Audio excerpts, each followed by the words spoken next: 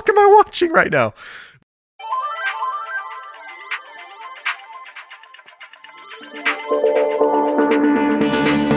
Party Creeper!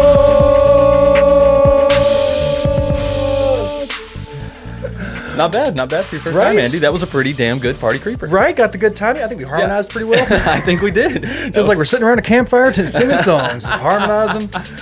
We are harmonizing. We are harmonizing. We're matching in attire somewhat. Like I said, all you Andy needed went was a all banjo. out. You needed a banjo to sit here and just pluck it away, telling a story. Yeah, telling a good old. Because telling the story is not hard enough. Yeah, tell a fireside story. Just, let me tell you guys. Let me tell you creepers. Yeah, exactly. Exactly. But guys, seriously, I want to thank you guys, everyone who's on Patreon especially, for sticking with us through all this transition period and through us getting on a new schedule. We're recording at a different time today. Usually we record, or our plan for the future is to record TCG proper on the Thursday before it comes out. So we have 6 days to produce the episode and, add things or whatever we want to do. Mm-hmm. But it got pushed back today, so it's Friday night. We're recording. And after this, we're going to do JTB, where we have some special announcements for future JTBs that we are very excited about. Yeah, we had to push a few things back, guys. Remember, now that Michael has taken over doing a lot of the timeline stuff, we're also on a Patreon episode week, and we're also on Sandu Stories. Yeah, it's like a perfect storm this week. Where Michael and I normally have our time together to work on Sandu Stories, Michael has been devoted to a lot of this as well. I have been really stressed about being a new co-host, and things have gotten. I dropped the ball a little bit on the writing as well. It got a little down on my list, but that's all right. We're getting better. I was getting there. I'm learning. Okay? That's right. Listen, it's a different dynamic. It's a different dynamic, folks. That's a phrase you're going to hear probably a lot lately because Andy likes to say it. Until you hate it. Until you hate it, because that's the way he describes the new TCG. He's like, yeah, it's a different dynamic. That's what he's been telling people that listen, and then now they're either satisfied or dissatisfied with the way the show's going. It doesn't matter, but yeah, I just want Kristen to keep hearing that in her head all the time. It's like, I know it's a different. We're just gonna start playing you in slow motion. It's a different dynamic. Just zoom in on your face every time. Yeah, just Kristen will start doing it like the Lady Gaga thing she did last time. They're just starting to sound different every time. Yeah, that's right. And speaking of YouTube, if you're not watching this on YouTube. You should, because me and Andy dress for the occasion. Yeah, guys, Patreon episodes are getting a little bit more handkerchief, a freaking cowboy hat. Yeah, man, we're getting a little bit more theatrical and a bit more engaged with our Patreon listeners right here, guys. And I wore a hat and assless chaps. No, I'm just kidding. They're gonna be assless by the end of this episode.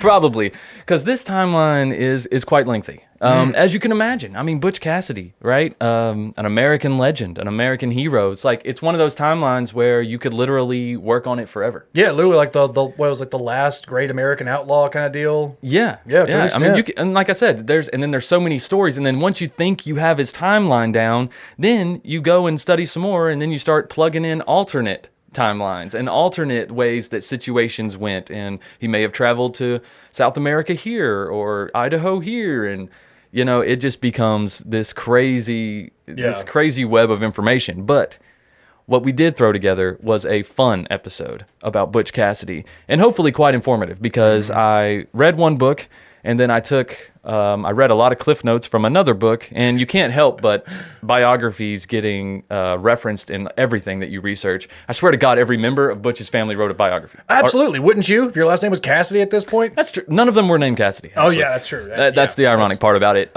Maybe that's why they had to, is because they didn't have that Cassidy name. They didn't have any recognition. Because he was like, I don't want you guys anymore. Well, I mean, I don't want to be tied to you guys. And then I got famous, and now they're all like, well, we want to be tied to you. Can we kind of come on a little bit? Well, the problem is, like most American outlaws, his name was just an alias. Mm-hmm. So all of his family members were actually last name Parker.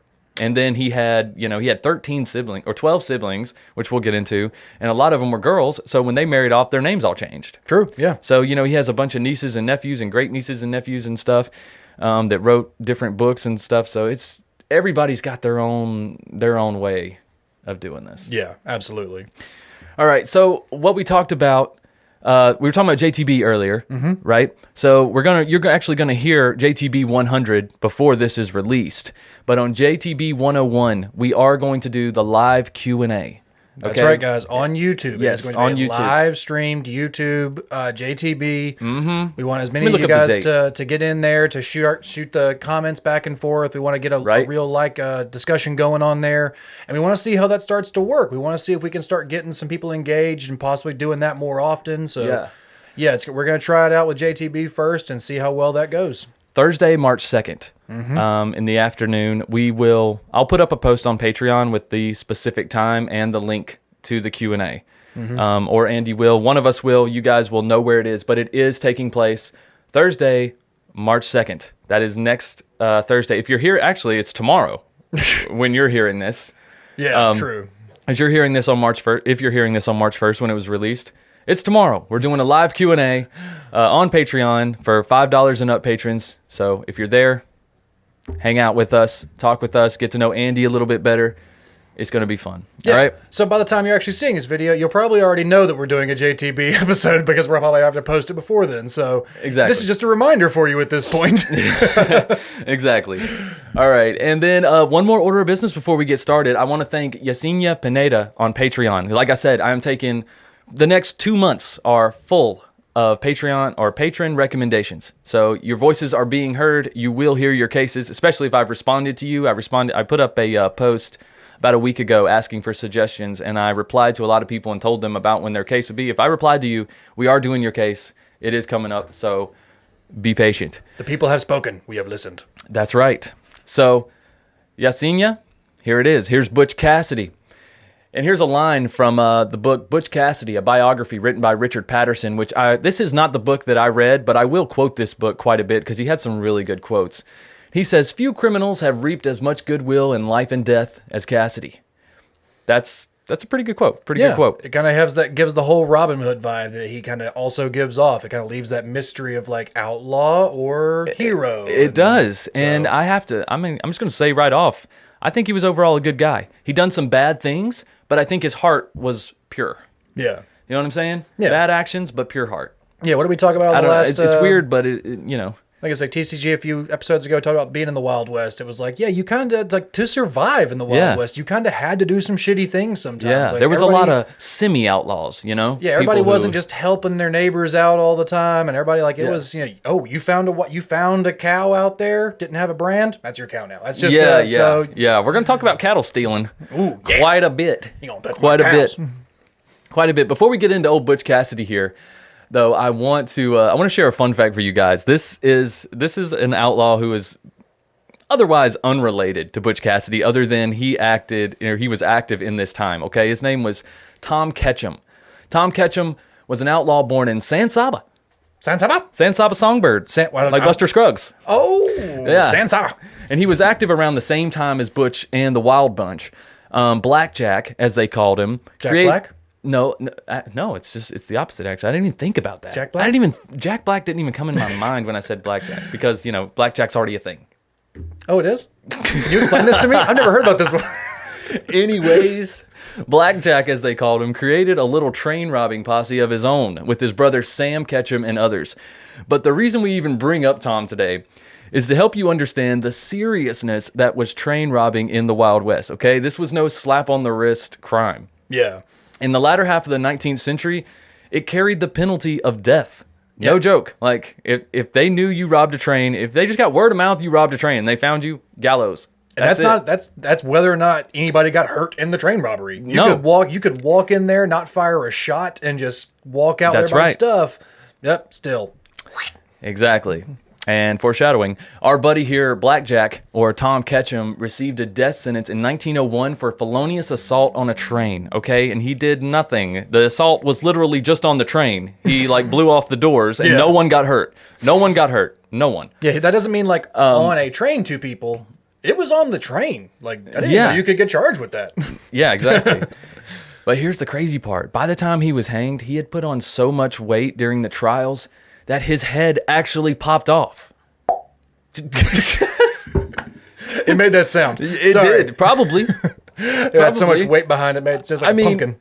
That's crazy. If you look him up on Wikipedia, or we probably got a picture of him on the screen if you're on YouTube, and he's not a big fella. So I don't know how long these proceedings were. I don't know, maybe they just fed fed him like crazy in prison? I don't know. How did you put on this much weight? I just feel like maybe they just didn't have the right hangman back then in this area, because like there was a time when like hanging was a science. Like, well, he bought a good rope. Yeah, true. It's like hangman was like a science. It was an art form. The right size rope, the right length, the right drop for the person. What, did you just have like a substitute in that day or something?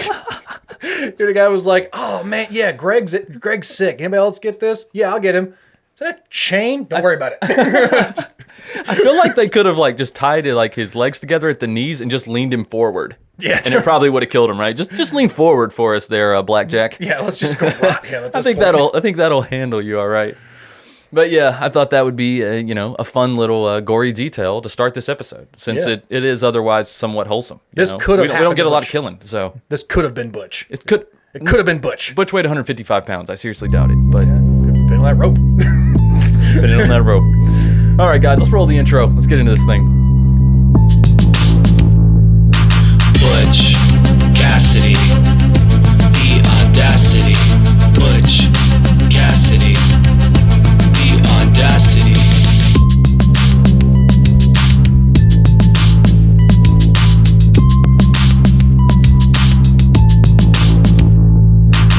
It's not him, Robbin trains. He's in control, got a hold of the reins. He's a gunslinging Robin Hood. Only does his Robin for good. Takes what he needs and he spends it all. Blind to the fact that it's all his fault. Hot on his trail, it won't be long. But he still don't know what he did wrong. Cause he's Butch Cassidy, the audacity. Butch Cassidy, the audacity. He's Butch Cassidy, the audacity. Butch Cassidy, the audacity. Hot on this trail, it won't be long. He don't know what he did wrong. Butch Cassidy, the audacity. Butch Cassidy, the audacity. I said Butch Cassidy, how dare you, the audacity. He's Butch Cassidy, how dare you, the audacity. Butch Cassidy, he's Butch Cassidy, how dare you, the audacity. How dare you, the audacity. All right. Solid Yeah. intro. Thank Like you. that. I wonder what it is. You gave away the illusion. I wonder what it could be. I have 6 days to do an intro after we record. I have no idea. I'm not even thinking about that right now. Especially not now that I have to write the timelines. All right, but let's get into Butch Cassidy. This Thank is not God. about me, okay? Butch Cassidy, born Robert LeRoy Parker, was an American outlaw and leader of the Wild Bunch, which was a collection of bank and train robbers who ranged through the western United States through 1880s and the 90s. Not to be confused with the other Wild Bunch, because That's there are right. two. We will get to that. Yes, Doolin Dalton's crew was also called the Wild Bunch. Yeah. And actually, a lot of people say that's where Butch got the name. I mean, I think that's probably a pretty good sincerest form of idea. flattery, right? I mean, Yeah, he was what's like, the well, big that's a deal? good name. Why don't we just use that? Exactly. It's not like Billy the Kid's gang. It's just the Wild Bunch. That's just we're wild. That's a bunch of us. Exactly. So almost as interesting as Butch's story is the time in which he was born into. So let's back up a little bit and let's go in. Let's just set the stage for when Butch Cassidy was born. Okay, in the mid-19th century, the area of Utah was somewhat of a war zone. Regardless of who you were, somebody was out to get you. If you were Mormon, the Gentile Christians hated you, and the natives didn't trust you. True. But between the Ute tribes and the Mormons in particular, that area was getting quite hostile. Oh yeah, the Mormons didn't come in there. They were given the land, but once again, there was already people on the land. Exactly. So had to do that whole rigmarole again. Like and they were still fighting with the U.S. government too. So Yeah. I mean, the Mormons didn't get along with anybody at this time. No. But the Ute tribes and the Mormons in the area hated each other. Well, hell, even other native tribes, though, hated the Utes, to be fair.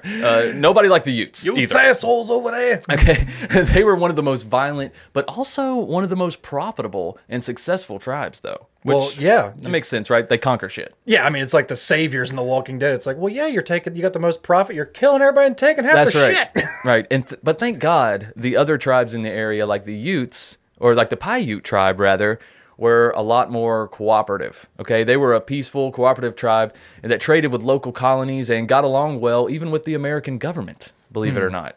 Were they also as cooperative with the Mormon government as well? Like the Mormon churches as well? They were for a while, yeah. And the Mormons fucked that up, but we'll get to that. Did the Mormons fuck that up? So just to recap, Ute, aggressive, hostile, territorial. Paiute, peaceful, friendly, cooperative. Remember, P for Paiute, P for peaceful. There you go. That's how you can remember it. the Paiute, peaceful. It's The like, what was Paiute, the peaceful Paiutes. It reminds me of the Ace Ventura, the Wachutu and the Wachiti. Yeah. Oh, yeah. That's very confusing. Very confusing, but very similar in this situation. It's like one very aggressive right now, one very peaceful. Yeah. Don't It's steal kind of their like bat. that. It's kind of like that. Just don't steal their bat. But the Paiute tribe, they got picked on by everybody, honestly. The Utes were even known to capture Paiute tribe members and sell them into slavery or use them for God knows what else. Yeah. The Utes would just troll everybody, though. They would also stare into the windows of white-owned houses and taunt the residents. They were just trolls, man. They were fucking with everyone that approached their territory. It didn't matter who it was. Fucking just corpse paint in their face, just staring in the window. Yes, yeah, war paint, everything, man, everything. What was the Lone Ranger's Tonto guy, like Johnny Depp's character with all the black and white face? Yeah. Just imagine looking in your window at night, just... And they're right outside the window. I mean, they are right there. So obviously this type of harassment made the Mormons paranoid. I mean, who wouldn't? And as we know, paranoia leads to fear, which eventually leads to rage. leads to the dark side. That's right. And it caused the Mormons and Gentiles alike to start seeing all natives in the area the same. Those damn Utes, they were ruining it for everybody. They really were. Listen, you fucked it up for everybody else, okay? Yeah. And it was easy to get the peaceful Paiutes confused with the warrior Utes. Especially for a bunch of just white Mormons that just showed up out here. I don't know Exactly. whether like, what are you guys? I heard Oot. I heard it. I heard it. I heard Oot in there. But on one occasion, the Mormons sent out an invitation to the Paiute tribe to attend one of their sermons in town. And it was a strange request, as you could imagine, as many of the Paiutes thought so as well. So the turnout was not so great. But some did go. Some Paiutes did go. I'm surprised that very any awkward, went. Just being like, man, I thought more. Oh man, they said they were going to show up. Oh shit. Yeah, right? Like 5 of them show Like up. five. Oh, Gosh, fuck. shit. But yeah, so the Mormons were pissed about it, though. They were insulted. And at this time, everyone in the country was ridiculing Mormons and putting them down.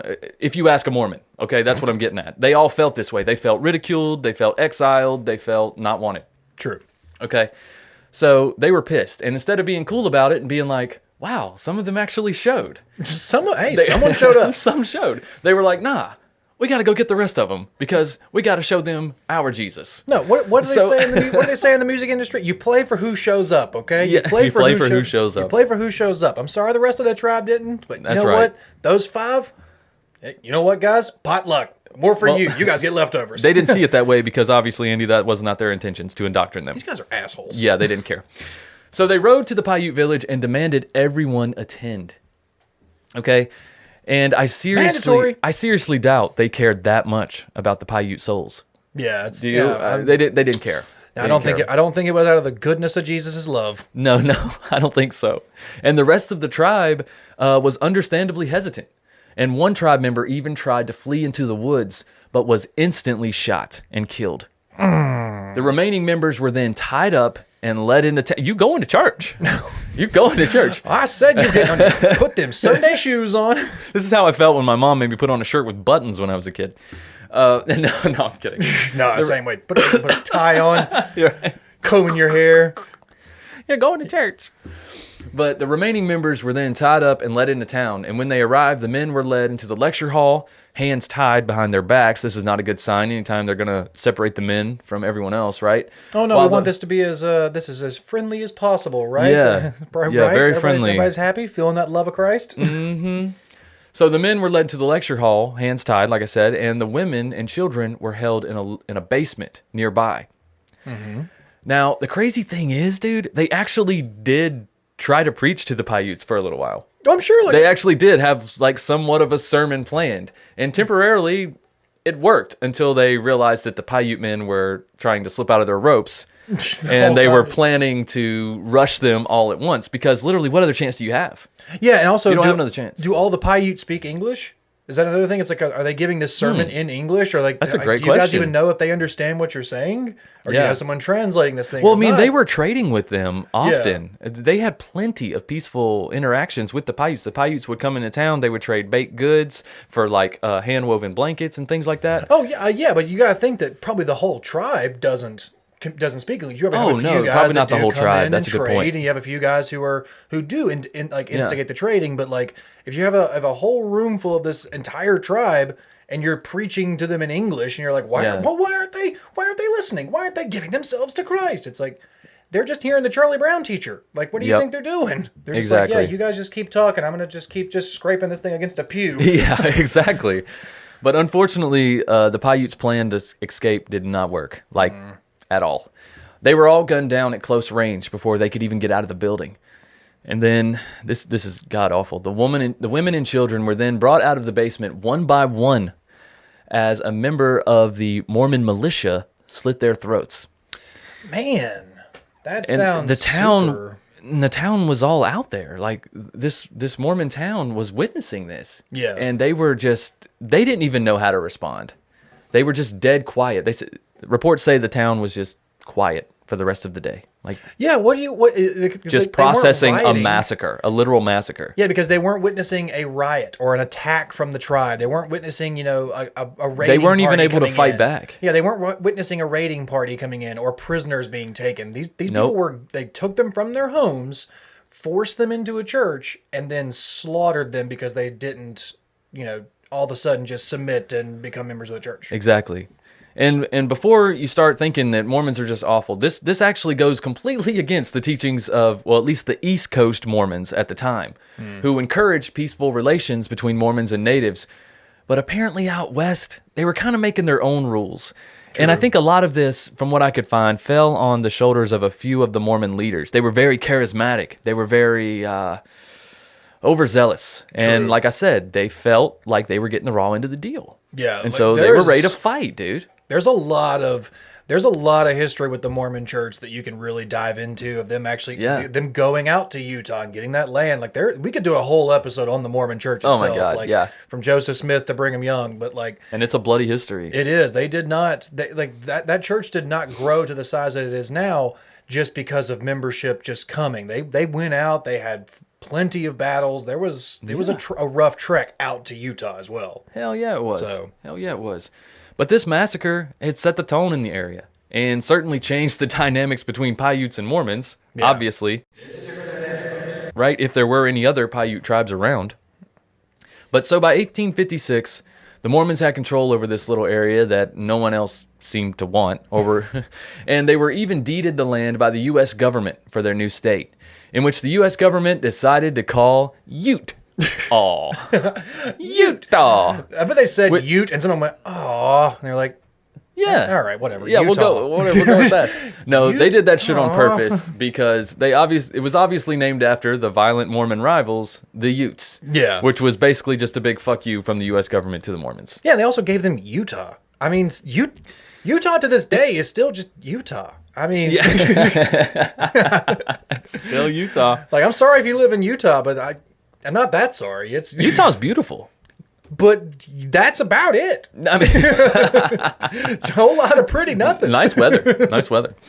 But either way, the Mormons would not forget this. And they had a chip on their shoulder now. They felt even more chastised and left out and ridiculed for their beliefs. And their thirst for revenge was palpable. I like how you just got a whole state for basically free. And you're like, well, that's not enough. That's not enough. We Look don't at want the state. Right?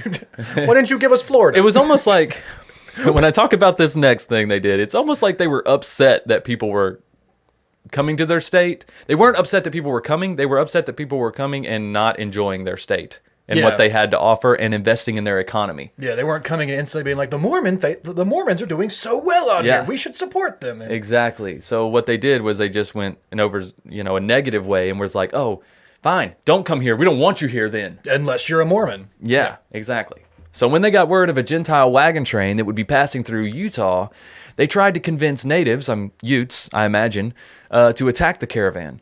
But when they declined, they decided, hell, we'll just do it ourselves.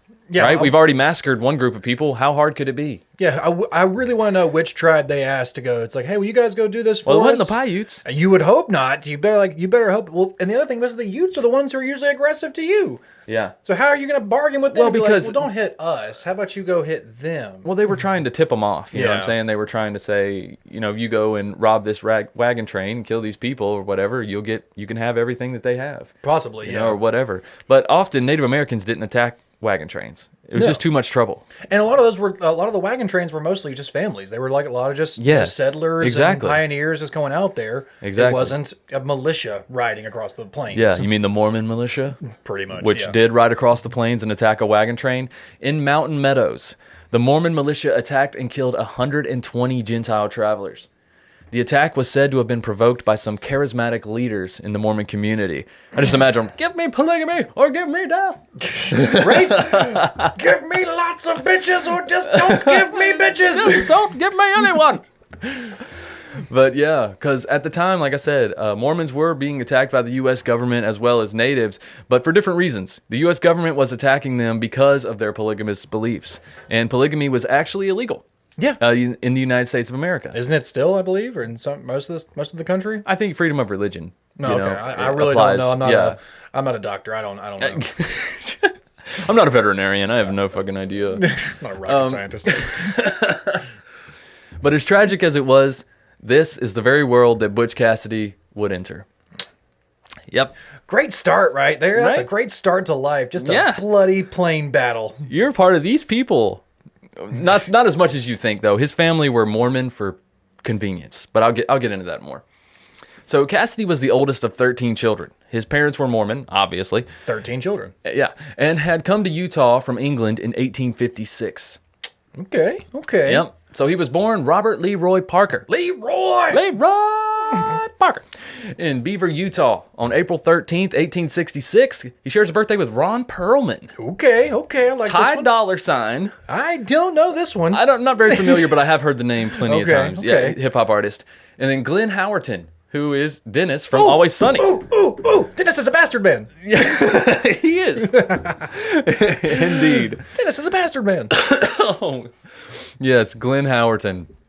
Hilarious. One of the most cringy characters in history. That character has not aged well, but damn, it's funny. That's probably the reason it's like, oh my God, this is never going to age well. Do it harder. Right? At that point, he's like, fuck it. Do it more. Right? But Butch's parents, Maximilian and Ann Parker, I love that his dad was named Maximilian because I just never imagined anyone named Maximilian that just wasn't filthy rich. Or or like Greek. Or something, or Italian, like a Roman citizen named Maximilian. But even that, he's got to be royalty or something, right? He's got to be rich. Yeah, and he's poor. Yeah, and he was from England, and he was poor for his whole damn life. Like they never got ahead. No, they're basically dirt farmers. Butch really didn't either, and we'll talk more about that either. But Butch had some habits. But his parents, Maximilian and Ann Parker, were Mormons, but more for convenience. They didn't practice polygamy, and although Maximilian was a member of the Mormon militia, he did so for consistent and guaranteed pay and housing, not out of conviction. And I know what you're thinking.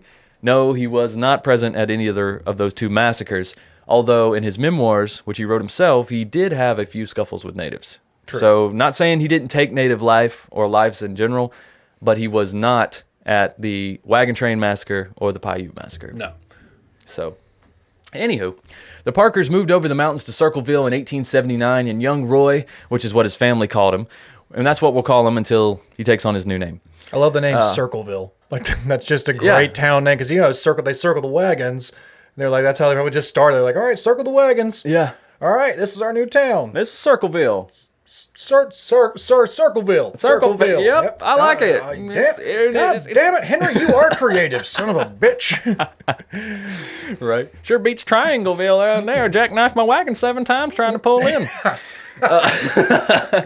Geometry joke. I don't know if that's going to land. Come on.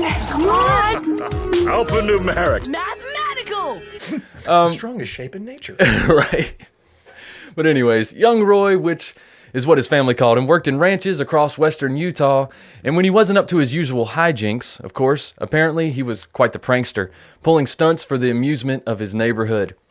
One time in particular, his sister Lula remembers him stealing wine and then putting it out for the chickens to drink. And then he just sit back and reveled as his mother and sister just laughed at the drunk chickens just staggering around the yard. That is just such a thing we would see around here. Just somewhere where we live. I really want to give my chickens like some wine now and just see what so take the whiskey out there and pour it in soak the corn in whiskey for a little while. Throw some corn. What's interesting is where he got this wine, though. It's left out of a lot of things, but his parents had a neighbor who was a Gentile. He wasn't a Mormon. So I said Mormons would not have wine in their house. So. No, exactly. He was a Gentile. He had the wine, but they also didn't respect him because he wasn't Mormon. So they basically let Butch or Roy at the time, just fucking take shit from him or whatever. They like, oh, you stole old such and such's wine again. Jesus. Yeah, they just like he didn't matter. He wasn't a real person. He's not a Mormon. So dude, they just called that good fun back then. Yeah, whatever's his stuff that's our stuff now. Exactly. Whatever you can make off with your hands. Exactly.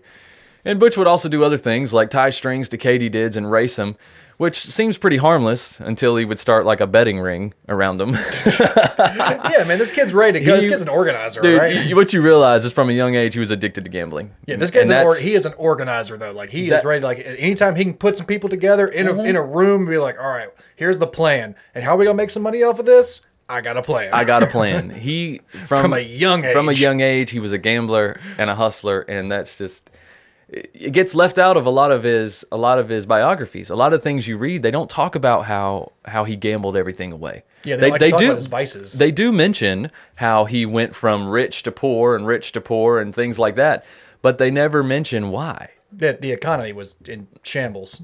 It was the stock market. No, I think it was gambling. Yeah, it was gambling. It was the whores and the money and yeah.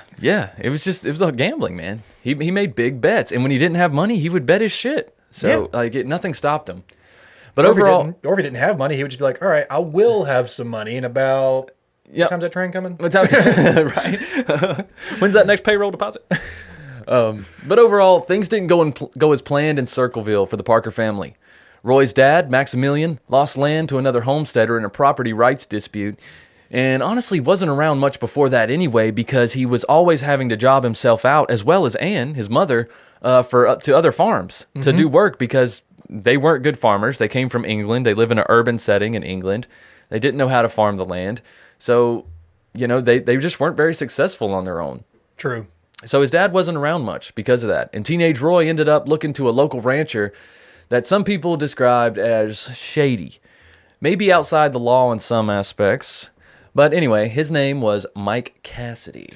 So, Mike Cassidy, I did see that that was that reason where his dad lost that property dispute. It was a Mormon judge, like a Mormon bishop or whatever, who made the decisions. Very good, and Andy. because his dad wasn't as active of a Mormon, like you said, he was a Mormon of convenience. He wasn't very active in the church. Yeah, they can tell. He wasn't a very active member of the church. That the church or that Mormon bishop or whatever basically just said like, well, he's a better Mormon, so he gets the land. Yep. And that basically what they kind of alluded to is what started Butch Cassidy's kind of anger and frustration towards authority and towards his people just making rules for rules' sake. He just didn't make sense to him. You know what's even crazier? You're mostly right, but the other man wasn't a Mormon at all. Really? But the judge respected him more because he didn't claim to be. Oh, he was a Gentile man who just had a dispute, and the judge was like, you know what, you're better than our fucking fence rider over here. Yeah, which a lot of religions say. Mm-hmm. If you are lukewarm, I will spew you out of my mouth. How many times have you heard that phrase? From who? From the Bible. Oh no, that was not. No, I've heard that from other people, but not the. Well, get ready, but Mike Cassidy, he catches a lot of shit though. He really does. He catches a lot of shit in as far as being the bad influence on Roy, and I just don't agree with that. I don't agree with that. I don't either. I kind of got the what was the rancher who kind of took Billy the Kid in? That guy. It kind of gave me that kind of vibes. Like yeah. He kind of gave him a job. Can't think of his name right now, but yeah. Yeah, you know what I'm talking about though? Yeah. It's like he kind of gave him a job, gave him a purpose, taught him skills, taught him how to use a horse or a lasso, like taught him how to live out in the West. Yeah. So it's like they kind of give him like this bad rep that he was training to be an outlaw, but Not but really. you know, this could be from his family members too, and family members are always looking for a reason to state why their family member isn't really bad, or a reason why they are. And it ain't got nothing to do with family or genes, right? It's always some bad influence in their life that just wouldn't go away. But Mike Cassidy was a cowboy by trade, outlawing cattle rustler by choice, and seems to have indoctrinated the restless Roy into the business of stealing livestock. Or did he? Yeah, like I said, he was not a full-time Because- cattle rustler. He had a ranch. Like, he had his own cattle, too. So. But he did a lot of nefarious things as well. Yeah, like I said, you find a stray cow. But look, before he even met Mike Cassidy, before Roy even met Mike Cassidy, it was 5 years before, to be exact. He was 12 years old. Roy broke into a clothing store that was closed, took a pair of pants, and left a signed IOU on the counter. The store owner later called the police, and they went to the Parker home and made Roy's dad, Maximilian, pay for the pants and talk to his boy. You know, some real Andy Griffith shit. Like, don't you do that now, boy. I'm gonna get you good talking is he just to. wearing the pants still, though? Like, we're going to need those pants back. Like, that's kind of the bigger thing. It's like, well, he's already... No, his dad the paid for the pants. His dad paid for the pants. Yeah, it's like, well, you're going to pay for the pants, you're going to give us the... Well, he's already wearing the pants. Let's just...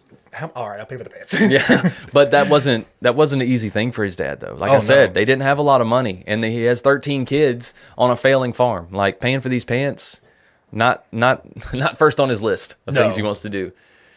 But what was interesting was the way Roy reacted to this crime, okay? He just couldn't see how his actions were wrong. He had a need, and he met it.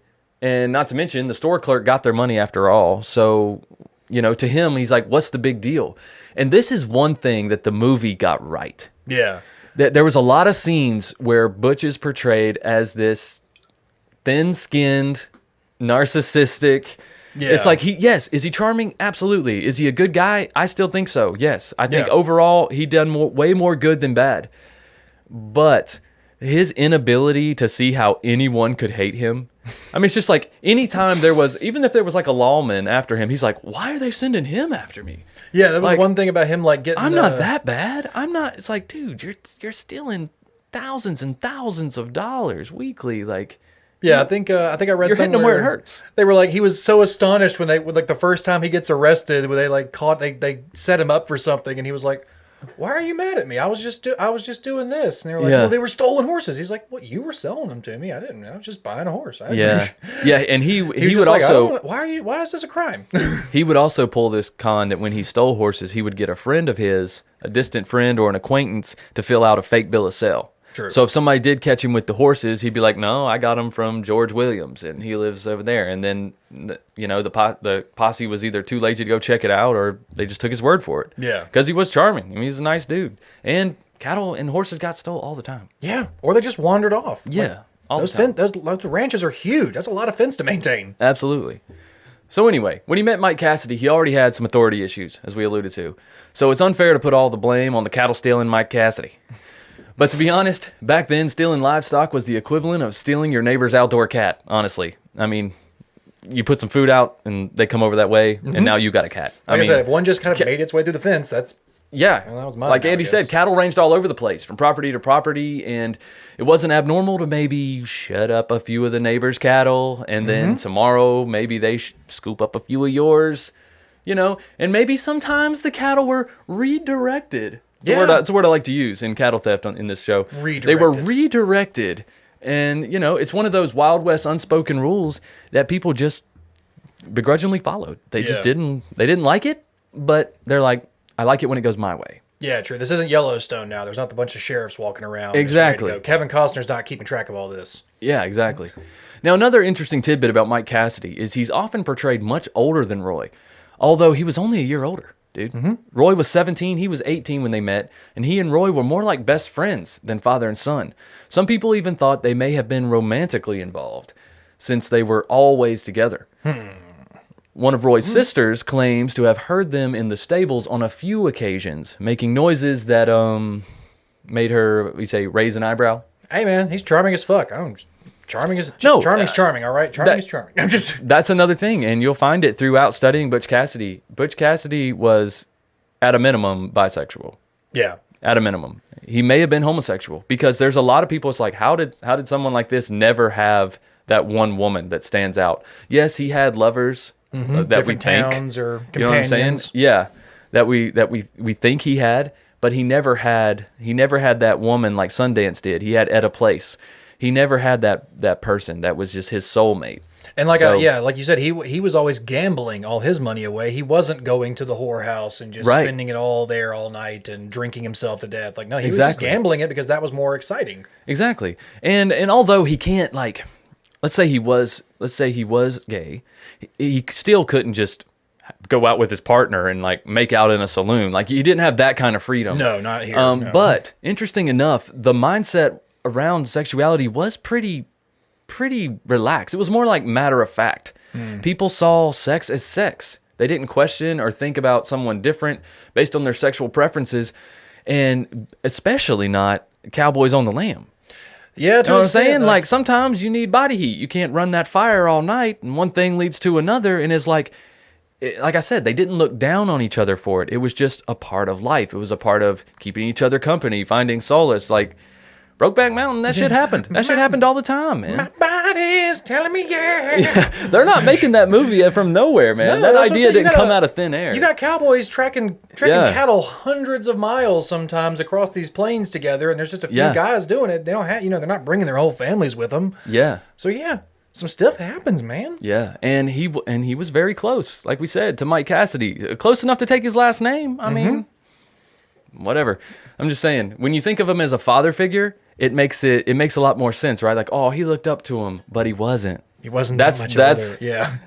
That's what makes it interesting, and you see why historians like to portray the age gap, because if they don't, then you have to assume that they had some type of relationship. Yeah, it doesn't portray the same, legend as well. Absolutely not. Absolutely not. So anyway, at the age of 18, I got something to read for you, Andy. Okay. At the age of 18, Roy, probably on the run from the crimes committed with Mike Cassidy, or maybe alone, who knows, left the family home, and he left a note for his mother. You want to read it, Andy? I think so. You give your best Arthur Morgan? Go ahead, Arthur. He was only 18. So, yes, this is how 18-year-olds sounded back in the Old West. It's practically 44 now. Ma, there's not much for me here. No future. Pay in Utah's low. You know that. Maybe $20, $30 a month. With board, and the board's not much to brag about in most places. There's no excitement around here. I'm not a kid anymore, Ma. Obviously. Gotta be thinking about my future. Yes, you do, Roy. Tell my sisters not to touch my stuff while I'm gone. Tell Mike I hope he's doing well. Delete my browser history. Right. But anywho, by 1984, Roy was, let's call it, redirecting cattle full-time. And his life on the lam had begun. And he soon took on the name Butch Cassidy. Butch Cassidy. I heard the Butch was more of like a nickname because he had taken some odd jobs. It may have been because he was a butcher's assistant at It one was point, indeed. I'm getting to it. Yeah, he was like, because they didn't say like Butch was just it wasn't part of his name either. It was No. Cassidy, yeah, I get that. Where'd Butch come from? Well, can't you tell I'm a pretty butchly man, don't you think? And that's the irony of it. He wasn't. But, yeah, so he took the name Butch Cassidy, most likely in honor of Mike Cassidy. Well, at least in regards to the last name, right? Yeah. His first name was formed during more of a progression. First, he was called Roy, and then he was called Bob, and then he was called Bud, and then eventually Butch. And here's a quote from Butch regarding the name. He says, quote, actually... Read that again, Butch, will you? Hold on. Butch, how'd you get that name, Butch? Well, I took a job in Rock Springs in the butcher shop when I needed to lay low for a while. Matt Warner. Yeah. Member of my gang. He nicknamed me Butch. Oh, that some bitch. He thought it was a big joke. Oh, that's real funny, real clever. Ha ha. It's a sling blade. He's funny, ha ha. It's not funny queer. And people were loose with names back there. If you got called something like twice, that was your name now. Yeah, you know what I mean? It was like, and then the spellings of Cassidy changed all the time. I mean, it was people were just loose with names, bro. I think the headstone at their death site actually has a K on it. I'm pretty sure. I think the one in Bolivia or something like that has a K, and it's like. Well, there you go. See? I mean, there's a million different spellings of it. Like I said, people they wrote down whatever they wanted. They were loose with names back then. He was Jerry Larry Ray, or whatever from Parks and Rec. Oh, yeah. Jerry Larry. Jerry Larry Ray. Yeah. But Butch was known as a Robin Hood, nonetheless, out of all the names, of the Western frontier. He was standing 5'9" and weighing 155 pounds. He was actually a larger specimen of the American male back then. Yeah, right? Considered... A towering 5'9". and 155 pounds, right? I mean, he was stocky even, right? About the size of Conor McGregor, fighting weight. All right, Yeah, okay. yeah, about the size of Conor McGregor. But the average height of the American males, this is an interesting fact for you, actually dipped in the late 1800s from 5'9" to 5'6". So if you guys It's were the born only around time in that American time, history. so Only you guys have been pretty tall right there around that time. Right. But yeah, it's the only dip in American history because even if you Google it now, you know, obviously according to Google, they say that the average height of the American male is 5'9" again. So, you know, Butch would just be average now, apparently. I'm so abnormal. You are a giant. Well, I mean, shit, we're both over 6 foot. We feels weird. Shrek. I don't know. I find it hard to believe. I mean, I'm 6'1", and when I go out, I don't feel tall. I don't feel freakishly tall. Yeah. You know? But, I mean, I don't know. It is what it is. But Butch would often rob trains and take the haul to the nearest town, where he and his gang would buy drinks for the locals and really just live it up, like most outlaw gangs did. Yeah, you know, got a bunch of that's money, what just you did. Throw it around. You weren't putting it in savings. No, they're carrying it around, and it's like rubbing blisters on their sides. No joke. Like Yeah. their belts and these special saddlebags that they made, or these belts that they made to carry coins, got so damn heavy. They literally would bet each other. There was times where Butch would bet Sundance something he knew he would lose, so he could give him his money. Like he's literally like, "You carry it." He's like, "Oh no." I'll re-bet you again when we get there. Double or nothing, buddy. Yeah, we'll make another bet once we get there. But no, Exactly. But Cassidy was called a big dumb kid who liked to joke. And I think in that way, the movie really portrayed him really well. I think Paul Newman did a good job as far as the personality and what he had control over. The movie was somewhat enjoyable. It was funnier than I thought it was going to be. Yeah. A lot funnier. And we'll talk more about that at the end. We're going to talk about the film and things that are wrong with it. I got a list, and I'm anxious to get Andy's opinion. Okay. But his friend Josie Bassett made that comment about him being a big dumb kid who liked to joke. And in 1986, after a stint in jail, 1896, my dyslexic ass. After a stint in jail, Cassidy went right back to his old ways. And it was sometime after his release when Cassidy met an East Coast-born former cowboy turned outlaw named Harry Longabaugh. Longaballs. A.K.A. the Sundance Kid. He just came in tapping. He's like, "Hey, Butch. These are my skills, Butch. I'm the distraction, Butch. You robbed that train." He was a good shot, apparently, if you believe the movie. Yeah. So, anyways, Cassidy now had a posse of outlaws who liked to rob banks and trains and also liked to party. During one celebration, the members of the Wild Bunch dressed as waiters. Now, I didn't think this was very funny at first until I found this quote from Ann Bassett. I almost didn't even put it in the timeline because I'm like, dressed as waiters? Oh, how fun. We're really having a good time today, fellas. You want to go fill up someone's water? Like, Just more bread. Motherfucker. Right. Yeah, that doesn't sound like bread. I right. swear. You're American outlaw. You're outlaws, and then you're gonna go, and this is how you're gonna celebrate. It don't make any sense to me. Why does our waiter smell like pig shit? Right. So dirty. But Ann Bassett, friend, lover, and outlaw herself of Butch Cassidy. This is Ann Bassett. If he did have a love, it would be Ann Bassett. Okay, but still nothing like what Sundance had with Edit Place. But here's her quote. Or do you want to do an Ann Bassett impersonation? I can do it. I think I can do an Ann Yeah, Bassett. do it. Okay, is this the friend and lover? Okay. It is. He was a friend and a lover, an outlaw.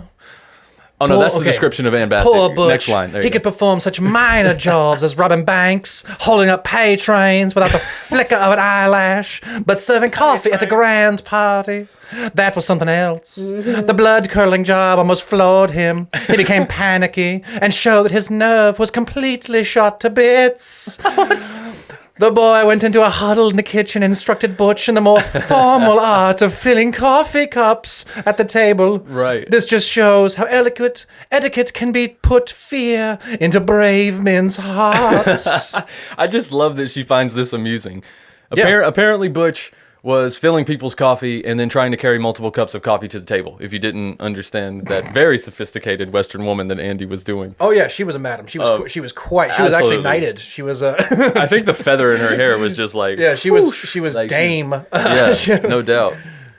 So, but regardless of the fact that Butch didn't know how to serve coffee, in 1889, he took his wild bunch into the big leagues, successfully robbing the San Miguel Valley Bank in Telluride with associates Matt Warner, who gave him his nickname, and another crazy motherfucker named Tom McCarty. All right, so we're going to take a little break from the Telluride robbery and talk a little bit about these guys. I do have a cool thing before you take a break from Telluride. I like the name Telluride. Did you hear where that name came from? Telluride. Yeah, Telluride. They were just shortened Telluride. Well, it was a sin city, man. Yeah. It was a sin city of the day. It really was. Ride. Yeah. Into the mouth of hell.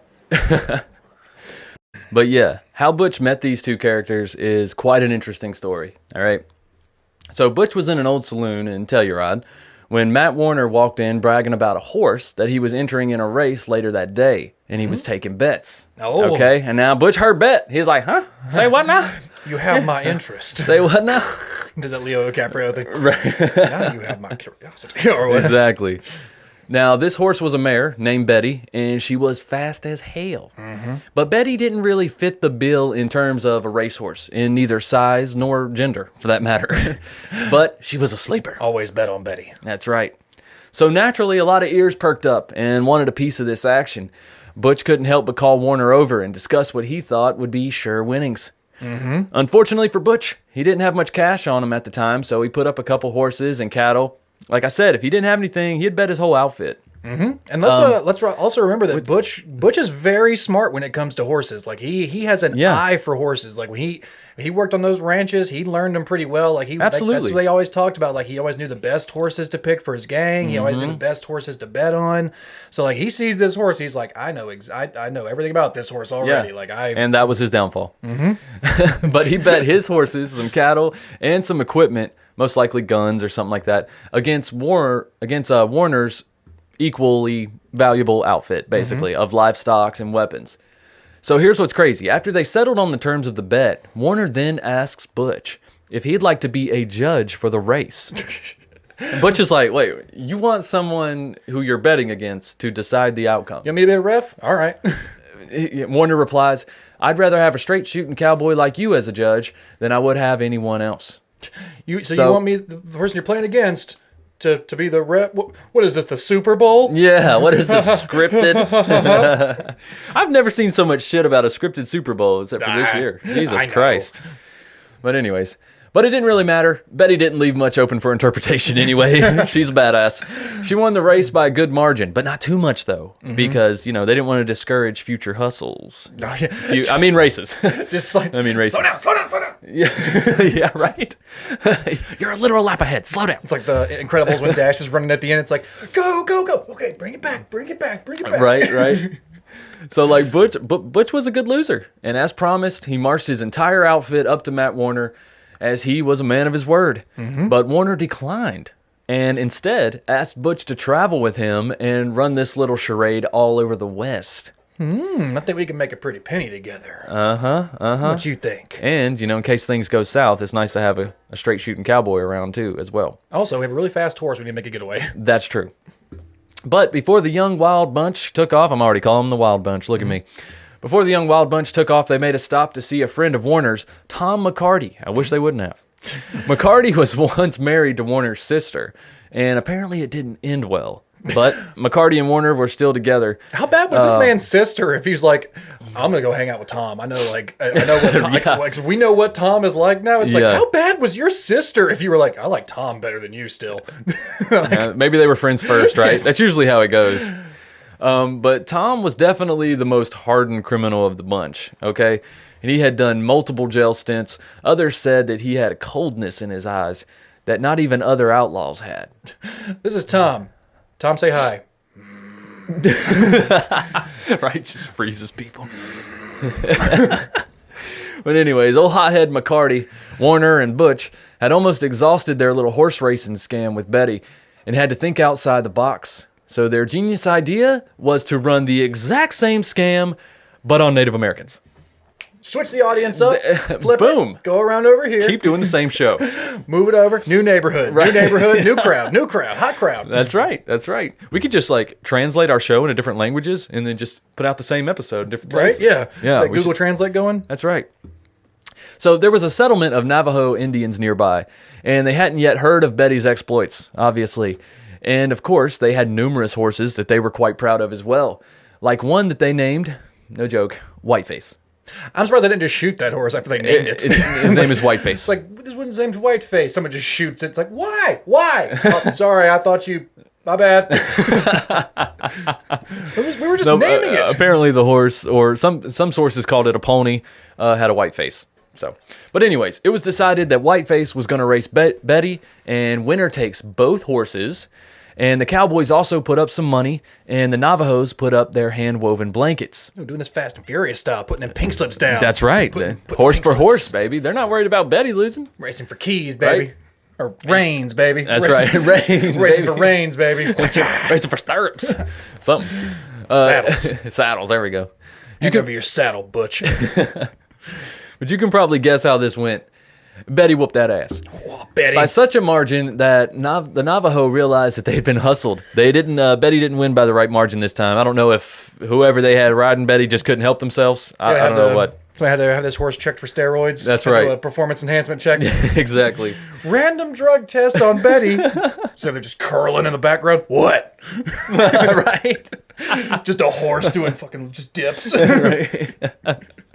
Love how dips is your exercise. You always go to dips. Yeah, it's just easy. Just everything dips. Because it's easy. When you're sitting in a chair, it's an easy. Is that your favorite exercise? No, it's just an easy like visual thing. You can just see me doing the dips. I'm doing That's the true. dips. You can't exactly get in the floor and demonstrate push-ups. I guess. No, you can't. Well, for more than one reason. Let's just keep going. But regardless, the Navajos refused to give up their horses, or their horse, Whiteface, or their blankets. And this infuriated Tom McCarty, as he grabbed a Navajo man and began to beat him with his bullwhip.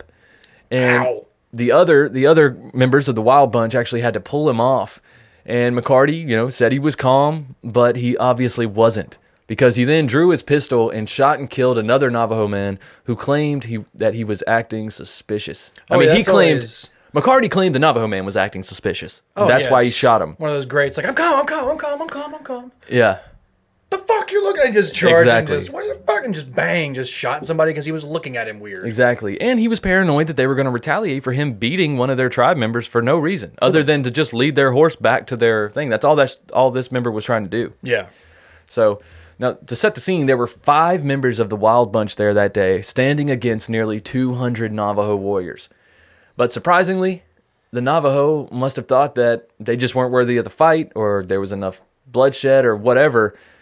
But they just picked up their fallen soldier and they carried him back to their village. It probably wasn't worth it. I mean, you have to think that of these Navajo. wasn't. If the word gets back that they just slaughtered 5 white men out in Right. the woods, it doesn't look good for them, regardless of. It what doesn't. the Even if outcome they was. win, you're right. Yeah, They even still if- lose. Even if Because- they were attacked, it still looks like the Navajo slaughtered 5 white men in the woods. Exactly. And yeah, you got 200 men, but you also have 5 cowboys with at least 6 bullets each. Mm-hmm. You know what I'm saying? I mean, they gonna get some rounds off, and they're standing within talking distance. Yeah. It's not like you're shooting any range here, so they knew that there would be some more casualties. Yeah. If they engaged, it was just a lose-lose for the Yeah, Navajo. it wasn't worth it. Right? So they picked up their fallen warrior. They went back to their village, and the cowboys just kind of left too. The Wild Bunch, they just sauntered off, heads hung low. They felt like shit, especially Butch, because he didn't like to kill people. That was his rule. He's like, we don't kill. Yeah, he's just We walking just- back, just looking at Tom. You son of a bitch. Yeah. I told you. They didn't even take Betty. They left Betty. They left Betty. They left Whiteface. They left the blankets. They left the money. They left everything. They're like, fuck it. We're just out of here. I feel like Betty actually just chose to stay. She was like, nah, guys, I'm done with you. Yeah. I'm out. You got. I just can't. No, I told can't you get what on my with this, line guys. was. I told you what my line was. That's You right. crossed it. You crossed it. I'm done. I'm out. Race hustling, that's one thing, but killing Navajos, no way, man. No way, man. No way. I'm taking my free weights. And Right. I'm out of here. But anyways, all right. So now we're going to go back to the Telluride robbery. Now that you have a little more background on some of the key players. Like okay? Betty. No, not Betty. Betty's not there, Andy. Well, she's important to me. Her life of crime is over. She was important to me, okay? She got out when it mattered. She got to live her life out on the range with Navajo Indians. She got out on top. Yeah, That's right. She walked out a winner. That's right. So back to the Telluride robbery. A witness recalled seeing Butch in the weeks leading up to the robbery, teaching his horse to stand calmly while he ran and vaulted into the saddle. And this was also featured in the movie. I don't know if the footage was extra. I think it's in the opening credits where you see Paul Newman just running and jumping on the horse like a few times, like over and it's over like again. A blooper reel kind of deal. Yeah. Seems like a very Robin Hood Men in Tights scene or something like that. Just like, stand still. But Butch claimed that he did it to save time, but he was just a showman, dude. He's just trying to look cool. Yeah. That's the equivalent of the Dukes of Hazzard sliding across the hood of the General Lee. You're not saving He was just any trying to time. get in the General Lee without opening the door. That's all Exactly. There's also accounts of him riding a horse around a tree and shooting all 6 bullets into the same hole. That's just one of those things I included because I don't believe it. It's just like, okay, maybe he did, but I mean, it's just one of those far-fetched things that typically gets thrown into a cowboy tale. I heard There's that no was weight actually behind one it. of the things that Mike Cassidy, when he was teaching him how to live on the ranch and stuff, and he was teaching him how to ride a horse, he was teaching him how to shoot, and that was one of his like exercises that he did. He's like, oh yeah, gallop around the tree and try and see if you can shoot that target. And that was like, and he did. He's like, he actually hit all the target, but it was like a riding exercise he was doing with Mike Cassidy. Well, shit, far boy. Yeah, he said when he was learning how to shoot and ride, that was the exercise that Cassidy put him through. Okay. So, well, that makes sense. Oh, Mike Cassidy, man. He had quite an influence on him. Yeah, like I said, but he knew how to handle a horse. But Butch Cassidy was like a very good rider, very good marksman from his horseback. So, yeah. I know. But for this tell you ride, for this to hell you ride bank robbery, The hell we ride. Butch and the boys would be dressed to the nines. Fancy clothes, shiny boots. They looked more like they were going to a dance than a robbery. Yeah. And that's the way they wanted it, honestly, because that's how you blend in these big towns. They blended in perfectly with all the honest cowboys coming into town because they all dressed the same way, trying to get the attention of the ladies. You know what I'm saying? So they just looked like they were there to have a good time. They didn't look like they were there for a fight. Let's put it that way. I kind of think of like the John Dillinger kind of the American gangster robberies. Yeah. They all come in there wearing their suits and stuff. So they just look like they're coming to make a withdrawal. And, Right. But Butch and his pals also constructed special leather bags to carry the loot, which I alluded to earlier. And they even laid out an escape route in advance, bolstered by relay teams of fresh horses. Now, Butch gets a lot of the credit for putting together a lot of this stuff, but actually old Hothead McCarty planned a lot of the escape routes and the relays. That's because he was the one who had the more extensive criminal record than Butch did. He's like, yeah, we probably won't be like, if we can't try and make this run on the horses, it didn't work for me last time. We should probably put another horse down there. Yeah. He's learning from his own mistakes. Exactly. And his friends' mistakes. Like I said, he's been in the game for a while. That's right. So as it went down, the bunch waited across the street from the San Miguel Valley Bank and watched as the only armed guard went on lunch. This left no one but the teller. So the men stroll across the street, waving and being cordial to the townsfolk, of course. Good day, sir. And then right before they enter the bank, they throw up the bandanas. Hothead McCarty walks up to the teller, slides a note across the counter with print so small that the teller has to lean over to read it. Got to put his bifocals on. What does that say there? How did you even write that small? But when he does, McCarty smashes his face into the counter. That's actually kind of funny. That's actually actually kind of funny. Pretty good move. Like, here, read this. Again, McCarty, the experienced criminal, right? He then pulls out his revolver and threatens the man, saying, "Do what I say or feel the pain of instant death." Then that wouldn't be painful? And that is exactly what I was about to bring up. That instant death wouldn't be painful. But that's what he said. God damn we it. didn't say he was the smartest criminal. He's not Andy. the smartest. He's not the smartest. He's not the smartest. I bet somebody was like, "Don't talk. How about you just don't talk, dude? How about, Instant death. That's like the nicest thing you could do for him. How about you? Really? How about we talk? Okay, Tom. Shoot him in the knee. Threaten the knee, man. Something. Take an ear. Take a tooth. God something. almighty. God. This guy. Why do we let him Tell him to talk? hold his hand up. Shoot his fingers off. Buster Scruggs style. My God. I thought you were the fucking. I thought you had the skills for this, man. Right. But regardless, the Wild Bunch made out with $22,350 that day and had officially crossed the line, though, from semi-outlaw, which would include maybe a chance for redemption. Yeah, the maybe, cattle rustling. Maybe, right, maybe you go work in the military, something like that, to official outlaw. So if they were caught now, it was punishable by death if they don't get shot on sight. Like, that's their new reputation. Yeah. Because we talked about that, me and Michael together. It's like, these bounty hunters, these people who are the deputies who are hunting for them, they're not against just, putting a bullet in someone's back and throwing them over the back of their horse. Once you ride back into town, they fought back, had to put them down. Exactly. It's an easy, dark world out They there. wanted to put them down, man. Exactly. All the trouble they caused them, all the money that they've stolen. Mm-hmm. So Cassidy, with nowhere to go but bad, Cassidy and the Wild Bunch's notoriety grew as they continued to rack up around $35,000 per robbery. It's a nice, pretty paycheck. It was just going up, man. Although historians think the Wild Bunch probably only robbed 4 banks, 4 express trains, and a coal company payroll office, they were soon being blamed for every robbery in the area. Yeah, it's easy just to, as long as you got one gang that's notable, you can just add them to the things. Like, you heard the same thing with Billy the Kid, where it was like, oh yeah, he's killed all these people. He's like, Yeah. I wasn't even there. I know. It's like, but because of the success of the robberies, people just assumed if no one was caught, it was Cassidy. Because he was so successful. He planned carefully, and then he also had people like McCarty. I mean, as asshole as he was, man, he was still good at planning. He was good at planning, and that's what made these things successful. Here's an excerpt from Richard Patterson's book, Butch Cassidy, A Biography. He says, little was left to chance. Butch and a few selected gang members would spend days, sometimes weeks, scouting a robbery site and the best escape route. Wisely, they always chose the summer months for all their holdups when the weather was favorable for eluding posses. It appears that Cassidy was also avoid killing, although shots were fired during escapes. Butch was never known to have shot anyone during a holdup.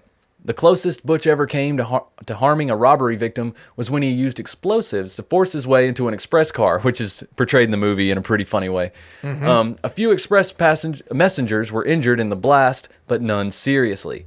The gang also warned them that they would use dynamite and that they would be wise enough to protect themselves by hiding behind the cargo. yeah. So yeah, they did warn him. Yeah, and Butch is also, like I said, he's not the most angry or easy to anger person. In that same event, like, one of his gang members was gonna kill that person, and Butch was like, "You don't need to kill him. We already got the stuff. Like, why would you do this? Like, he's an old man who's already unconscious. Like, yeah, exactly. But these powerful railroad companies were catching up to the Wild Bunch. They were getting tired of this shit. And some Pinkerton detective, Charlie Siringo, called Cassidy, quote, the shrewdest and most daring outlaw of the present age. I think shrewdest is a little bit harsh. I don't think he was very shrewd. I don't think he was very shrewd at charming all. as hell. Like, they always said he was literally like the life of the party. He was very charismatic. But not if he's making your life miserable, Andy. Very true. Yeah, I guess you would. Man, this guy's so shrewd. Yeah. He doesn't care about me at all. You sound shrewd. Missed another dinner with the wife. You sound shrewd, Charlie. Right? Chasing his ass all over the damn desert. But I guess he would know, though, Charlie Siringo, because he did trail the gang all over the West, even posing as an outlaw to get info on the gang. Mm-hmm. I'm sure that wasn't hard to spot. True. But the Pinkerton detective caught a break in the year 1900 when some of the Wild Bunch was in Texas to visit their favorite brothels and blow off some steam. I saw something about these Pinkerton guys that I didn't know. Like, I knew how big of an agency they were. Yeah. But, like, apparently during this time, they had their own train. They had their own railway car that would be pulled along. It had a car for horses with hay and stables. Had a sleeping car, a dining car, but it was just for the Pinkertons. It had like gun windows out the side. Yeah. And that was how they would try to get to the different cities faster to try to get to the outlaws where the robberies would happen. Yeah. They had their own fucking like armored train that was like just patrolling the West at this time. Damn. Like, I don't doubt it, dude. these guys were serious hunters. These were bounty hunters to an extent. When I know they were, the detective agency, but these were bounty hunters, motherfucker. They were. When they were after you, that was bad. That was bad news, man. That was bad news. But they caught a break, being the detectives, when the Wild Bunch decided to get a formal portrait taken as a joke. This picture of the Sundance Kid, Will Carver, Ben Kilpatrick, and Harvey Logan, also known as Kid Curry. We'll talk a little bit more about him. Let's talk about him at the end of the show. All right. We'll talk a little bit more about Kid Curry at the end. And Cassidy, of course, was a rare misstep for him.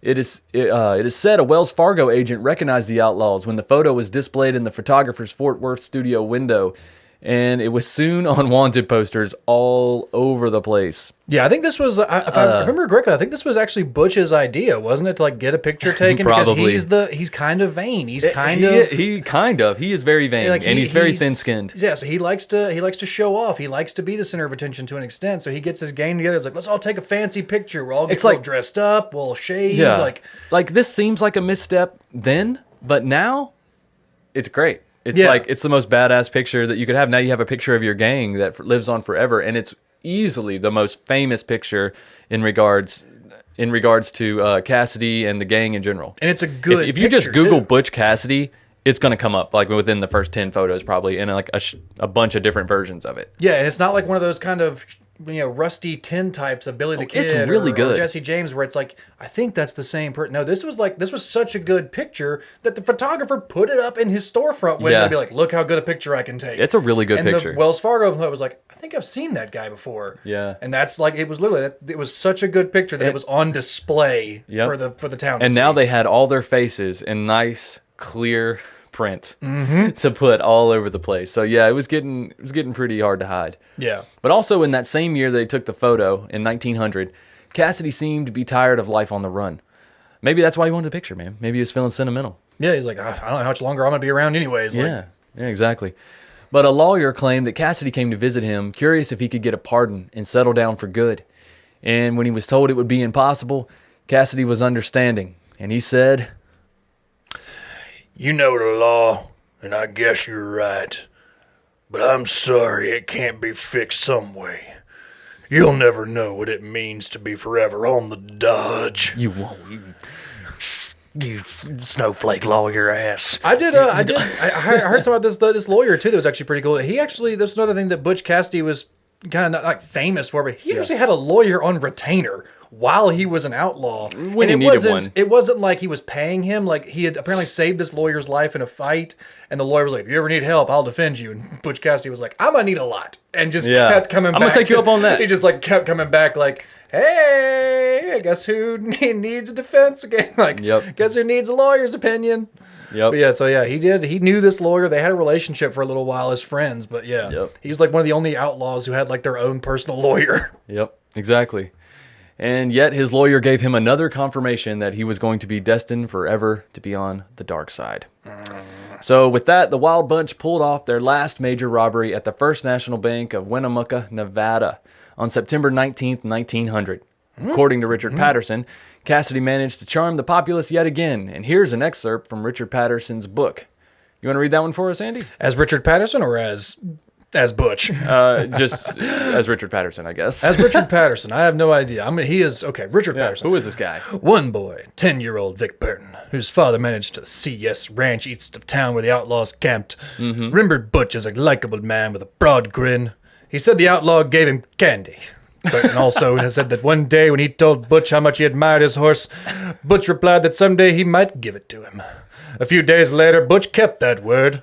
Following the robbery, as the three outlaws were changing fresh horses, Butch told the cowboy he'd been attending the animals to giving his former horse to the young boy at the CS ranch. Why are you speaking with the diction of Patrick Warburton? That's what it sounds like to me. Hey, Michael, it's all coming together right now. Take the poison. Goose goes poison. Goose goes. You asked me who Richard Patterson was? This is who Richard Patterson is. Patrick Warburton, apparently. This is Richard Patterson. But the Bank of Winnemucca robbery was most likely to fund a new life in South America, far away from the Pinkerton detectives, and as the movie would allude you to believe, the Super Posse. The Super Posse. Right. The Super Posse. We got to evade the Super Posse. You know how good of an outlaw you have to be to get a Super Posse? Yeah, Billy the Kid didn't have a Super Posse. No Jesse James Super Posse. Right? Nah, that's Butch Cassidy right there. He's such a good outlaw, he's got a Super Posse. That's right. There was a tracker named Lord Baltimore. He was a Native American. That took the name Lord Baltimore, at least according to the movie. I could not find if those names were real. I found it very odd that the names were so specific and strange in the movie. So I'm like, he had to have gotten them from somewhere. Yeah, right. Right? So I don't know, but I could not find guaranteed information what those posse members' names were. But no, it still was so interesting. big they couldn't even name them all. Yeah. Naming them all would be like a George R.R. Martin page when two parties meet. This is so-and-so, son of Loin, and the son of this, of house this. Look at Fellowship of the Ring over here. We ain't got time for this. I'm skipping these pages. Right. But in 1901, Cassidy and the Sundance Kid bought property in Cholula, Argentina, under assumed names, of course. And they were joined on their new ranch by Etta Place, who was Sundance's girlfriend, or Longabao, if you guys aren't familiar. And according to some, Cassidy's unrequited love. He did have a weird relationship with Etta. I don't know if they were romantic or what, or if they had like a little threesome, a little three-way family going on here for a little while. It's weird. Even the movie portrays it odd. Yeah, they have like a weird It's not even like sibling like. It's like close friends, but there's a little bit of tension. It's weird. But yeah, there's a good picture of Etta too that her and Longabout took right before they went down to Bolivia or something. That's like one of the only pictures of her. Because after that, like, she's kind of in the wind after this. Well, she doesn't stay long Yeah. in South America. But she was like, she was with them for a pretty good amount of time, off and on, until this point where she kind of stays with them. Yeah. Well, while they're living there in South America, Cassidy actually wrote back to a friend, Matilda Davis. I don't know the relation to Matilda Davis. I don't know if she was a lover or friend or relative or what. But she was back in America, and he wrote to her describing his new setup. So, Butch, all right, what'd you write? Another of my uncles died and left $30,000 to our little family of 3. So I took my $10,000 and I started to see a little more of the world. I visited the best cities and best parts of this countries in the South America till I got here. And this part of the country looks so good that I located, and I think for good. For I like this place better every day. Damn good. Damn good. Also, something else worth noting, the first line, another one of my uncles died. You guys understand that, right? Like, he doesn't have any uncles. Yeah. Uncles aren't dying. Yeah. It's $30,000. And if you remember a little bit earlier in the show, I talked about how they were getting around $30,000 per robbery. Yeah. That's what happened. They made another They didn't stop once they got to Bolivia, once they got to South America. They were not really slowing down. They did slow down. They did slow down, yeah. They tried to make it straight for a little while, but like I said, vices catch up to you. That's right. And even in Argentina, the Wild Bunch couldn't outrun their reputation. And it wasn't long before the trio were accused of bank robberies in South America. Etta Place eventually returned to the States, and that's really the last we hear of her.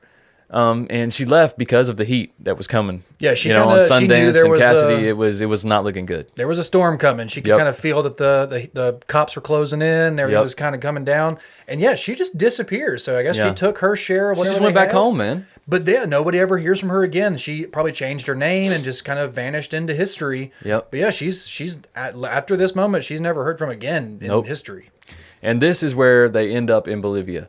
And on November 6, 1908, the pair stole and were blamed for stealing payroll from a mining company's courier in San Vicente, Bolivia. Mm-hmm. A few days later, the Bolivian cavalry surrounded the house where they were staying, including the police chief, the local mayor, and they surrounded the lodging house that Butch and Sundance were hiding out in on the evening of November 6th. As they approached the house, Butch and Sundance opened fire, killing one of the soldiers and wounding another, and starting a gunfight which lasted well into the night. They must have had a ton of ammo, like just stockpiled as well. Well, they're not constantly shooting either. Yeah, too. It's just like, I think I see something. Pow, pow. Yeah, they're not it's just constant tension because you can't get near the windows, you can't go outside. They don't want to leave because they don't want them to run. Mm-hmm. You know what I'm saying? But either way, at around 2 a.m., during a lull in the fighting, the mayor of this town in Bolivia, said he heard a man scream 3 times. This is very specific. Mm-hmm. Then 2 shots were fired from inside the house. And it's the only testimony that we have about this moment. And I hate that it's from the mayor. The mayor of the city who organized this. Yes, I hate that it's from the mayor because he has every reason to lie and make it look like they didn't kill anyone, for one. I mean, I don't know. It's just the way he described it. The criminals. Exactly. The way he described it, it was just best case scenario for him and his posse. Yeah, we didn't have to kill them. We didn't have to bring them in. We didn't have to do anything. They took their own lives and no one was hurt. It's just, It just sounds weird, right? We caught them, guys. We got them. But regardless of what happened, the cavalry entered the house the next morning and found 2 bodies with numerous bullet wounds to the arms and legs. The man assumed to be Longabout, or Sundance, had a bullet wound in the forehead, and the man thought to be Cassidy had a bullet hole in the temple. Mm-hmm. See, right there, it says 2 gunshots or whatever. Mm-hmm. Yeah, but they're also, the bodies are littered with bullet holes, or so they say. I did find a lot of sources that said that they did get shot quite a few times. Yeah, arms, legs. I saw one source that said definitely Sundance was shot at one point, like in the middle of a firefight, and Butch actually dove out there and pulled him to safety in the middle of the fire. So, yeah, they were already wounded to an extent, like by the time they came into the house. Exactly. And as far as fake history goes, they were buried in a nearby Indian cemetery. Good night. We'll see you guys next week. Thank God. All right. Roll the clip. Let's go ahead and close it up. Let's close it up. Lights off, okay? Yeah. No, that's not it at all what happened. That's not at all what happened, Andy. I didn't. Okay. Yeah. That's not at all. Because when news made it back to the U.S. that Cassidy and Sundance had been killed, absolutely none of their friends believed the story. No one. So that means they had a reason. Sure they did. Exactly. Sure they did. Right. And sightings of Cassidy began almost immediately. It's a ghost. That's right. It's a ghost. Cassidy's nephew, Bill Bentonson, wrote a book entitled Butch Cassidy, My Uncle, where he points to around 20... right? Very clever title. Nailed it. Where he points to around 20 documented sightings of Cassidy after 1908. Like in 1925, where Cassidy was seen driving a shiny new Ford, grinning from ear to ear on his way to visit his family in Utah. Mm-hmm. He has 13 or 12 other siblings as well that are out there. And he's been on the lam for a long time, man. He wants to come back and see what's up. His sister Lula Parker Bentonson claimed that he told the family of his exploits and kept in touch with them until his alleged real death, which she says in 1937. Mm-hmm. Now, like many of the outlaws of this time, if you're wondering how this could have happened, many of the outlaws of this time, Butch Cassidy presumably lived out his life under another alias. For Butch, that alias may have been engineer William T. Phillips, who claimed he was the real Cassidy. Okay. So I did see several reports of people, like, of members of his family saying that he did. He made, like, Butch Cassidy made trips to visit members of his family throughout the years after his apparent death. And that's not just, like, not just his nephew saying, oh, look at my book, I saw him a bunch of times. Like, several members of his family have all stated... Yeah, he came and visited us. Oh, yeah, and they say it matter-of-factly, too. It's not like it's a secret thing. It's like, oh, yeah, Butch, no, he came. He had Thanksgiving with us one time. Right. But let's look into this William T. Phillips character a little bit. So it was believed that a Spokane engineer named William T. Phillips was, in fact, Cassidy. Mm-hmm. He seemed to have done everything possible to encourage this theory, even writing a book called Bandit Invincible about Cassidy's exploits. And he also died in 1937, though... Lula, Cassidy's sister, claimed that he was definitely not Cassidy. Okay. And although he may not have been Cassidy, it does appear that Phillips was an imposter, though, which is interesting. Okay. Historian Larry Pointer uncovered 2 mugshots, one of Cassidy and one of Phillips, so he was arrested. Okay. From the same exact period in Wyoming, and it appears that the 2 men probably even served time together in a penitentiary, and that Phillips may have ridden for a time with the Wild Bunch, but it was obvious that they were different people. Okay, true. So he actually had mugshots. That does make sense because, we talk about the members of the Wild Bunch that are in the photo, but the Wild Bunch kind of it did have a revolving door of members. Oh, absolutely. Because that's one thing that Butch was really good at, was picking the right men for the job he was going on. He kind of had like an Italian job kind of crew with him where he was like, all right, we got the guy with the dynamite, we got the sniper, we got everybody we need. And he had this kind of, like I said, a revolving door of criminals. As you have to, because sometimes criminals get picked up. Sometimes members, get arrested. They shoot somebody, go to jail for life, you got to kick somebody out of the gang every once in a while. Yeah. Someone goes too far. Exactly. All right, so what did happen to Butch and Sundance, right? Well, in the early 1990s, 2 bodies believed to be Cassidy and Sundance were exhumed in Bolivia, because where they said they were buried, these bodies were exhumed. DNA tests were conducted by one of the nation's best forensic anthropologists at the time, and it was determined that they were not Cassidy and Sundance. The fuck? Exactly. And they have a lot of Cassidy's DNA. They have 12 more people to pull from. Exactly. And he has relatives still alive today. Mm-hmm. According to Bill Bentonson, Cassidy's nephew, his family knew exactly where Cassidy was buried after his alleged real death in 1937. Quote, "My great-grandmother, Butch's little sister Lula, was very clear. She said that where he was buried and under what name was a family secret. That he was chased all his life, and now he had a chance to finally rest in peace. And that is the way it must be." I mean, I can understand that. If that's kind of the story that they kind of have gotten to portray, like, you lived your whole life if he on lived, the lam, like it's well-deserved. Yeah. If he did die and make it to 37, then he lived to be in his 80s. Mm-hmm. I think he lived to be early 80s at least. Yeah, I'm not just, doing the exact math, but something about those old West Outlaws. They could apparently, if they did not die when they were young, they could make it to like 90. Yeah. What was that guy who was like pretending to be, or was Billy the Kid? That guy was like 92 or something. Just bushy yeah. Bill Roberts coming out of the desert. There was a Jesse James, a guy that pretended to be Jesse James, and he lived to be like well into his 90s. I think he was like 97 when he died. It's like, okay, he's not Jesse James, but goddamn, he done something. You were there. Right?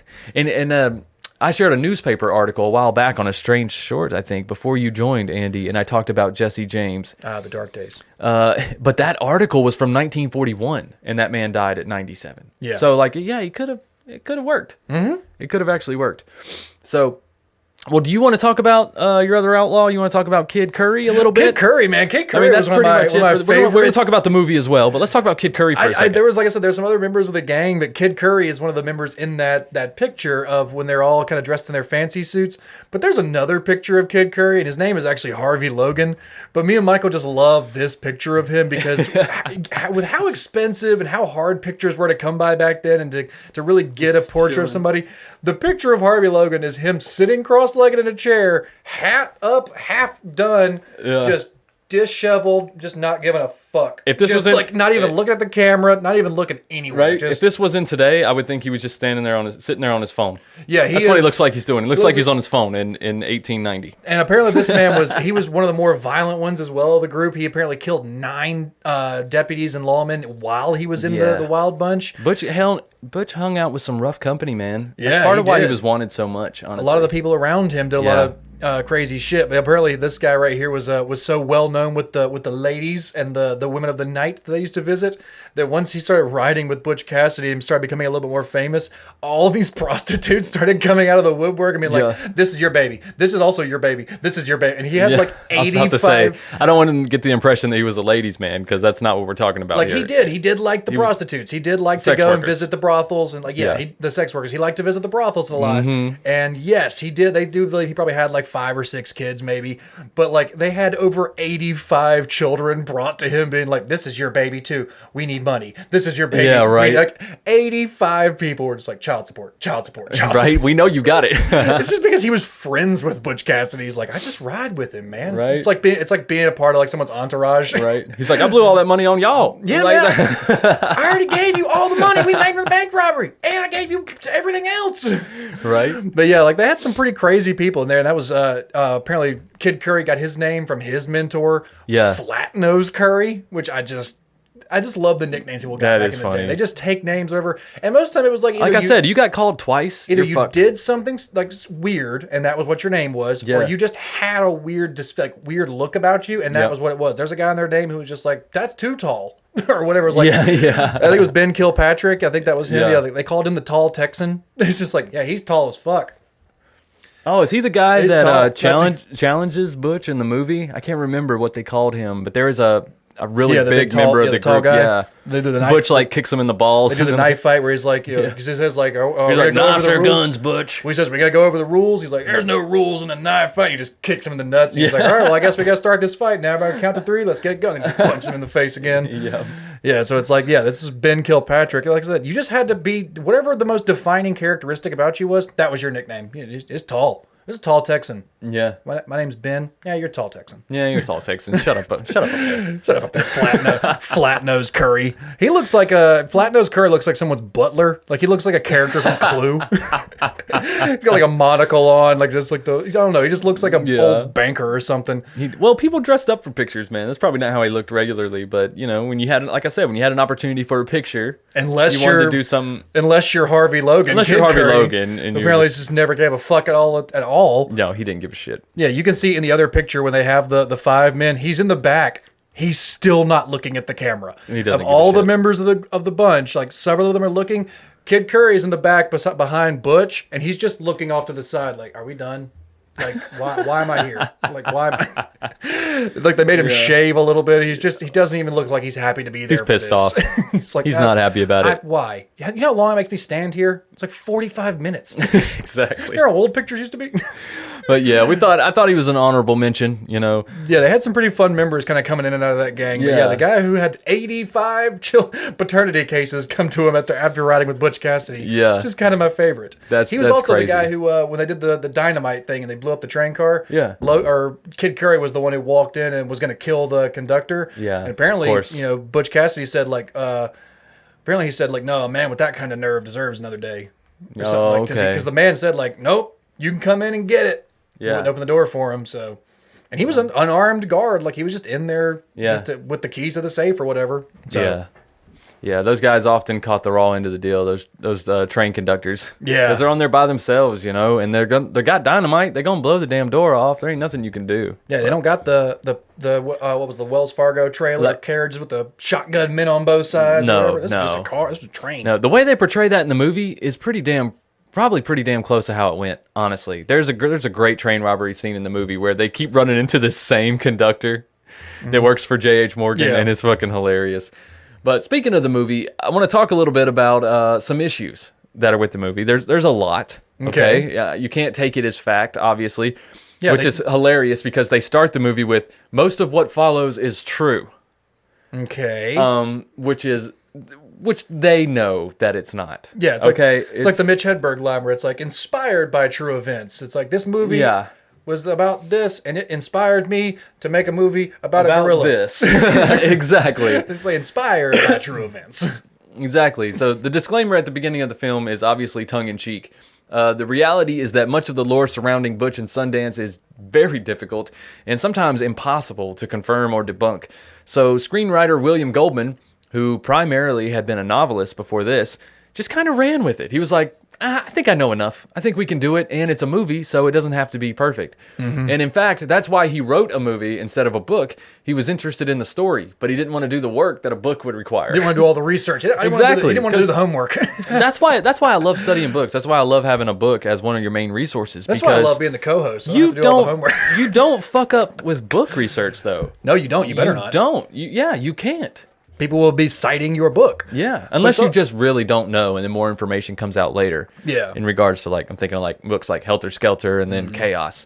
They also kind of like capitalized on like the buddy cop movies of the day, and like the cops and robbers, the outlaws, the anti-heroes. So yeah, they dramatize the movie to make them more of this like these two best friends against the world who, you know, they got their backs against the wall and they're just trying to get by. And Butch and Sundance were not, you know, lifelong best friends who have been doing this for a long time. They weren't. That's not who they were. Actually, Elsie Lay was his best friend. Yeah, it's like either Elsie Lay or Mike Cassidy. Like those are the ones who he like really had connections with. It just seems like him and Sundance kind of wound up together towards the end of the run. They said that they didn't. They said they didn't call the movie Butch Cassidy and Elsie Lay because they thought nobody would watch that. Yeah, because like it doesn't sound cool. When you have someone in the band or in the gang called the Sundance Kid, it just sounds like Batman and Robin. Like it does. You got like a nickname and you got, you know, Billy the Kid. If you don't got a nickname, that you don't want to put him in the title. Exactly. So Exactly. That's why that fucking Jesse James movie is so stupidly long. That's right. Jesse James and the death. But here's another issue with it, right? Not enough shirtless Robert Redford. Not enough. That's my biggest complaint. Not enough shirtless Robert Redford. And Paul Newman. And you know what? Paul Newman too. Yeah. Paul Newman's he's a good looking guy those too. Marvel shirtless scenes where they make them all bulk up for that one scene. Where was that scene back then? Yeah, right? Well, they wanted to keep the G rating or PG rating, whatever it was. Oh yeah, that didn't matter back then. There could have been fucking tits everywhere in that movie. Like PG. In 1969? Go watch Airplane. Airplane is PG, and there's literally Airplane is PG, and there's literally a scene where the entire screen is taken up by two naked tits that just go PG because we watched it in middle school band one time. Wow. Loophole. Right. It's like, oh, titties. Right. There's some like 12-year-old kid that's like, I know what movie I want to watch tonight, Mom. It's rated PG. Rated PG. I know we're watching family movie night. Can I rent this and watch it in my room? Right. It's PG. But we alluded earlier to the super posse, right? Yes. Let's get to the super posse. Let's get to this super posse. In real life, there was a super posse in real life. I know. Okay? But with a very different outcome. It wasn't like the movie. The super posse didn't epically chase them across the desert and all this shit. Yeah, they didn't have just like and an then they army, escaped like a small jumping army. into a river. No, none of that shit happened. There was a super posse, but they didn't engage Butch and Sundance in much of a chase, or one at all. Or like direct combat either. At all. As soon as Butch and Sundance heard who it was in the group, they fled, knowing that they'd never be able to beat them.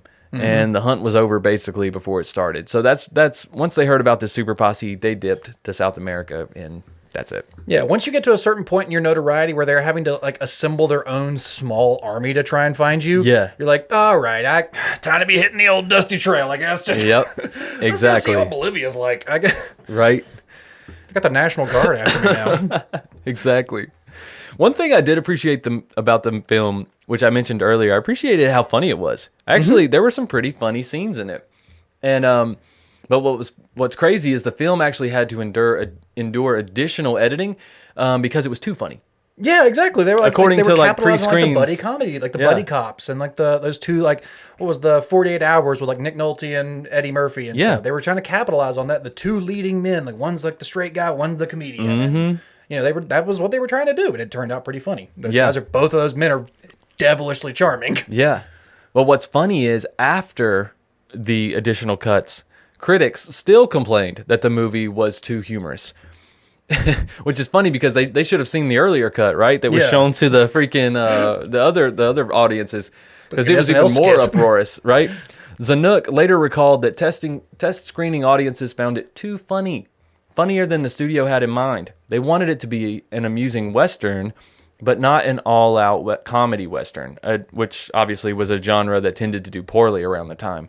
They took their John Wayne very seriously. Yeah, if it's not Blazing Saddles, it's not a funny comedy Western. So they were Right. expecting a Clint Eastwood, a John Wayne, one of those classic Western type deals. With some, Yeah. those movies always had a little bit of a country joke every now and then, but it wasn't, it wasn't slapstick. There wasn't many punchlines in those movies. No. But like I said, you get two guys like Robert Redford and Paul Newman who are devilishly handsome and just ridiculously charming. Yep. They're going to improv some stuff here. It's like, oh man, god damn it.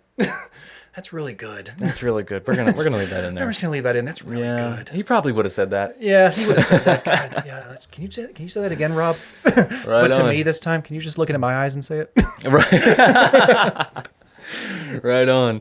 Well, that's our episode on Butch Cassidy. That's it, guys. Hopefully that was entertaining. Hopefully I dug up enough stuff. Like I said at the beginning, it's just one of those timelines that can never end. I mean, I feel like I've been working on this timeline for like 5 days. It just seems like there's just more and more shit. I was literally re-listening to the book up until the time to record because there's so much about it. There's so much other stories. There's different Tangents you get lost different into, tangents, like, right? Different all the versions of all these different encounters. Just all the different members of his gang. Like each different member of the they gang that could do kind of their own comes in. show, You're like, man. oh my god, this guy did this. Oh shit, let's talk about this guy. He did this. Like Exactly. I just brought up like 3 of the gang members at the end just to bring up some of the things about them. Like Yeah. he had some pretty interesting people throughout his life. Even the first ones we talked about, the Bassets, or the Bassets. Yeah. They were 2 female gang members. They were like 2 Yeah. women gang leaders. So like he had a plethora of kind of famous and celebrity kind of people rolling through his life. Yep. So yeah, this case just you kept going down. You're like, oh, can we talk about this for a little bit? All right, kid derails it too much. All right, like, bring it back. Right. Like I said, we could have Yeah, done a whole man. episode just on the Mormon Church itself and how the Mormon migration to Utah. Yep. But yeah, all these characters in this story are pretty interesting people. Like when it gets to the Old West, you get to those cowboy stories and outlaws. They're all interesting. There's They are, nobody man. out there if there's a story about you in the Old West, it's because you were interesting as fuck. Most likely. Like there's nobody everybody else was either boring or dead. So like all the Old West stories are pretty interesting. That's why they wrote are. about them. Absolutely, dude. And we still love to over romanticize them today. Mm-hmm. And that's what I was trying to do when I was putting together this timeline. Like I still wanted him to seem like this larger than life character, but I also wanted to be realistic as much as I possibly could, Exactly. And then who knows? Maybe he's better than what we even think. But overall, I think Butch Cassidy was a good dude that did some bad things. And he did some bad things, but he was pure of heart, like I said. Yeah, he wasn't. They do try to give him like a Robin Hood type persona, and that kind of does give him a little too much credit. Yes, he was stealing from rich people, from the cattle barons, from the land barons, from the people from the train companies. He was stealing from them, and yes, he did kind of. He would give out money to friends and acquaintances and people who helped him, but he was not just stealing from the rich and giving to the poor. No, that was for his gang and themselves. Yep. And then whatever they had left over, they might toss some to the local bartender, to the brothels. But no, he wasn't really Robin Hood. But he's also not Jesse James. He's not, robbing and shooting and killing, or he's not at least. So yeah, he does have he has like this kind of allure about him. Is like whether he is more of an outlaw or more of just a, kind of gray area. Yeah, and a lot of that allure, that the righteous things that he did. I don't know about his reasons. I think a lot of it was because he was just narcissistic and wanted to be seen in a good light. So there were these few lines that he wouldn't cross. You know what I'm saying? Because he wanted to maintain this persona. But either way, like me and Lauren had this discussion one time. I'm like, if somebody does good and they're a good person and they do things that make them a good person and society benefits from that, I don't care about their reasons. I really don't care. I don't care if you just want to be seen as a good person or if you're just fighting every urge to kill everyone and you're just keep doing good things. And if you have that kind of willpower, either way, good person, good person. Keep it all in your head. We don't know. Keep it all just keep the good things out here, bad things in here, okay? Good things out there, bad things. That's right. Keep the bad things in there. And speaking of good things out there, guys, I want to give you guys, your new patrons, a big True Crime Guys thank you. Andy, you ready to do some patron shout-outs? I think so. Let's do it. Yeah, we always shout out the new patrons every month, and we're going to continue to do that. So we're going to go all the way back to, let's see, we're recording on the 24th. Let's go back at least a month. Let's go back to January 23rd, my birthday. Oh, happy birthday. No, it was a month ago. I didn't tell you then. No. That's okay. I hate my birthday. Me too. So here we go. Let's go down through some of these lines. Can you see them from there, Andy? I can see them. I got these new glasses. Yeah. I forgot you got new subscriptions. I'm going to read. Subscribe to our Patreon. What? Prescriptions. Whatever. You know what I'm talking about. But let's go on here and let's shout. We're going all the way back to January 23rd. Like we say, if we miss somebody, let us know and we'll get you on the next episode. But I want to give a big thank you to Nomada Savaga, Amy Yu, Rose Newcomb, Brandy Romanelli, Erica Marie Granado, Keely Welford, Carissa Gagnon style. Gagnon, Conan Wright, Justin, Carly. Just Justin. Just Justin, man. Just Carly. Carla Wyke, Nia Lingo, Sydney Simpson, Sierra Gadskill. You want to read a couple of these? I think I can take over from here. We got Miss Linda Greenwood, Heather Lee, Jordan Bueller. You nailed it in one of those. Bueller. Deborah Fields. We have Casey. Mm-hmm. Just a Casey. It's a Casey. It's one of the Caseys. It's one of the Caseys. It's a Casey. Yep. Crystal, Robbie Rip, Cullen Simpson, Elise Pantino, Seth Beach, Wade Prince, Vexed. But it's a capital. It's a weird. Devlin. Vexed Devlin. A.K.A. Sirius Next Vex. Nope. Devin. We'll just go with Vex Devlin. Carol. That's right. Keeping it classy, Carol. Jared Hill. Kim Waldmack and Robert Edmonds. For some reason it sent 2 emails for Jared Hill. Jared, you might have signed up twice. Either way, thank you. Thank you. We like you just as much. As always, thank you guys for all of your support, especially right now, especially as me and Andy are kind of getting our bearings, figuring out how we're going to split up the workload and, stay consistent for you guys. But we do have a plan in place. We are planning ahead, and I'm exhausted. Honestly. I know it's been. We still got to do JTB, and then we got to finish up Sandu stories. We got a long night ahead of us. So, guys, we're gonna jump off here. I hope you enjoyed this hour and 40-minute episode. Wow. Not bad. Not bad for Patreon. I know my water's gone. You got one more thing for us, Michael? No. Just one more story, Michael. I got no more stories. Come on, Dutch. All right, guys. Well, thank you all, Patreon listeners. And again, we will be posting some different things about the upcoming live stream that we will be doing for JTB. That again will be on, when you guys are seeing this, it will be tomorrow on what was it, May 1st or March 1st? March 2nd. March 2nd. I believe. So yeah, guys, tune in for that live stream. Yes. We'll try and get all the links posted for that, and we'll try to answer all your questions when you give them to us right then. So Yep. you can be right there just talking shit to us the whole time. So Great. Go for it. All right. Anything else? I think we're all pretty good right now, man. I'm getting hungry. That's So it. Some beans. Give me like a little bean can. It's like some old prospector sitting around a campfire. Yeah, that's what you want? Beans and weenies? Yeah, get some beans around a campfire, Michael. Good stuff. Get that banjo. Start telling me a story. All right. All right, guys. Well, we're out of here. We'll see you next week back on the free platform. All right. Just keep creeping. You hush your mouth, boy.